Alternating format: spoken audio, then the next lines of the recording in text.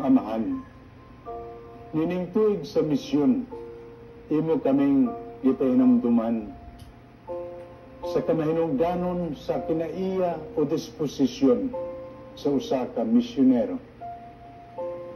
Gidapit mo kami sa pagbalik diha kanimo. Ikaw gayod ang sentro sa among tagsa-tagsa nga kinabuhi o sentro sa tananamong kalihukan, isip institusyon, simbahan o katilingban, kay diha kanimo nagagikan ang tanang kayuhan. Giyahi kami sa among mga lakang aron mapadangat namo ang imong gugma ug kaluoy taliwala sa tanan namong kasinatian sa panahon sa kalipay ug sa kagul-anan. Panalangini kaming tanan og ang among mga kaigsuonan nga naa sa kadaplinan sa among katilingban.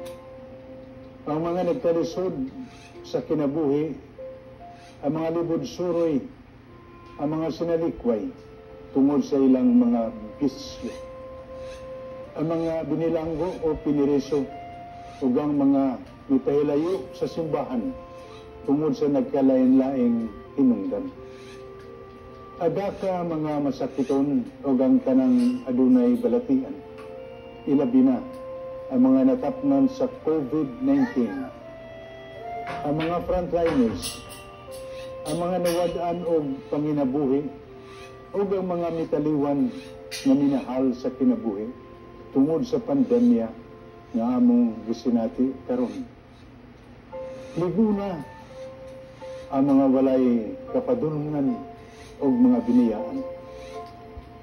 Pinagi sa imong maayong balita, makabot unta namo ang panaghiusa, isip mga manag-igsuon, kay kami nahimong imong mga anak, pinaagi sa sakramento sa bunyag. Diya sa pagkamatay sa imong bugtong anak na si Jesus, ipasinati nimo kanamo ang kadako sa imong gugma. Siya gihatag nimo kanamo isip usa nga bilinhong gasa.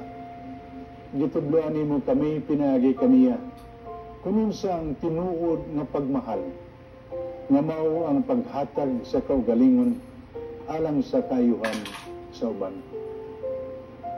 Nagapasalamat kami karon nga imo kaming gigasahan og dili maihap nga grasya bisan dili kami takos og angayan sa imong walay puas nga kaayo o pagmahal. Busa, among langit ng amahan, tabangi kami sa pagpaambit nining mga gasa nga among naangkon ngadto sa among mga kaigsunan, ilabi na ang mga nanginahanglan o galang usab sa pagtuman sa imong kabubuton, sa pagpadayon o madasigon nga pagmisyon o galang sa imong kadayganan. Kuning tanan among gipangayo, pinaagi ni Jesucristo imong anak, nga buhi og hari uban kanimo, og sa Espiritu Santo, Dios nga usa, hangtod sa kahangturan. Amen.